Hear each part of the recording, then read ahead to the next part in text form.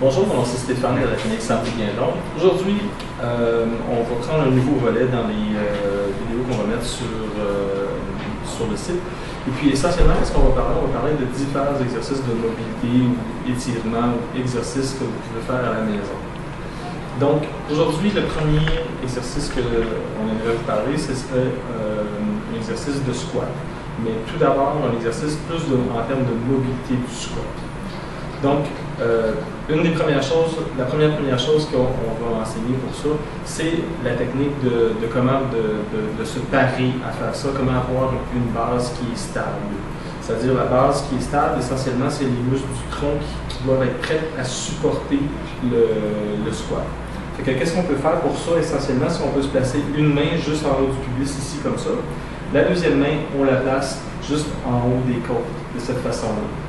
Donc, la première chose qu'on doit faire, c'est qu'il faut serrer les fesses. En serrant les fesses. Deuxième chose qu'on peut faire, c'est qu'on veut rapprocher les deux mains ensemble pour mettre le bas du dos au neutre. Donc, si vous regardez bien le bas de mon dos, à cet endroit ici, il est neutre, il est stable. Il n'est pas arqué de cette façon-là et il n'est pas arrondi de cette façon-ci. Donc, on serre les fesses. On baisse ici comme ça. Et la dernière chose qu'on doit faire, c'est de reculer les épaules vers l'arrière. Parce que les épaules comme ça, ici en avant, ça cause une instabilité au niveau de l'épaule, puis l'épaule n'est pas faite pour porter des charges de cette façon-là avec les épaules arrondies. On est plus fort si on porte une charge avec les épaules qui sont par en arrière comme ça. C'est une façon de dire que la tête de l'humérus doit reculer dans le l'omoplate. OK? Donc, ça, c'est la première chose, c'est d'être capable de se promener dans cette position-là. Maintenant, pour le squat, qu'est-ce qu'on va faire?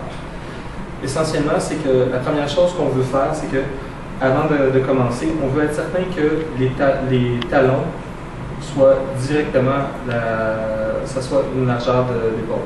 Donc, si vous voulez voir ça dans un petit instant, on va aller chercher un bâton. Vous pouvez prendre un bâton de cette façon-ci. Puis, en plaçant un bâton vertical, on peut voir que la ligne de l'épaule et la ligne du talon sont ensemble. Ça fait une ligne droite. Donc, première chose, c'est ça. Deuxième chose, qu'est-ce qu'on va faire, c'est qu'on va prendre la technique qu'on a faite, où est-ce qu'on a serré les fesses, puis où est-ce qu'on a stabilisé les muscles du tronc, et on va se baisser.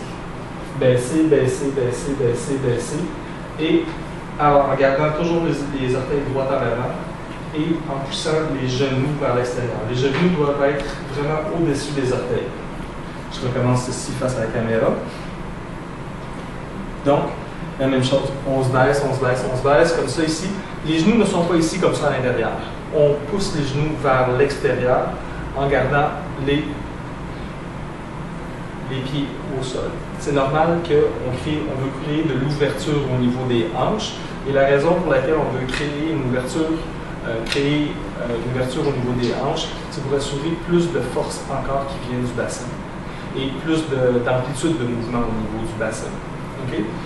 Là, ici, malheureusement, c'est comme je manque encore un petit peu de flexibilité dans cette région-là, au niveau du bas du dos. Le bas du dos doit être le plus droit possible et la poitrine droite en avant. Et en tirant vraiment les épaules, les omoplates par en arrière. Donc, dans cette position-là, vous pouvez rester une période de 5 minutes. Vous faites une période de 5 minutes tous les jours ou de façon fréquente.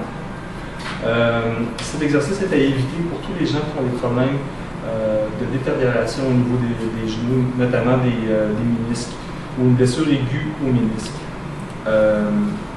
Par contre, si vous avez déjà souffert de blessures dans le passé, vous pouvez faire ça et éviter justement de futures blessures au niveau des genoux. Les gens qui ont des problèmes de dos, effectivement, faire cet exercice-là va étirer le bas de votre dos et peut seulement vous aider à avoir moins de douleur.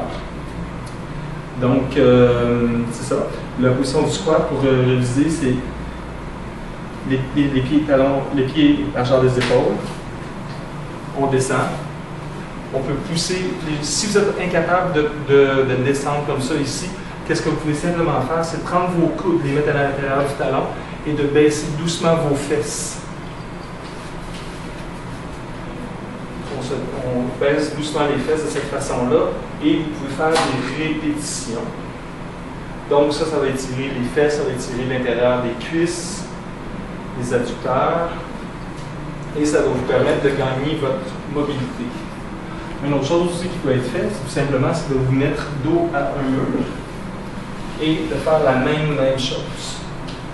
Et cette fois-ci, c'est le mur qui vous supporte dans cette position-là.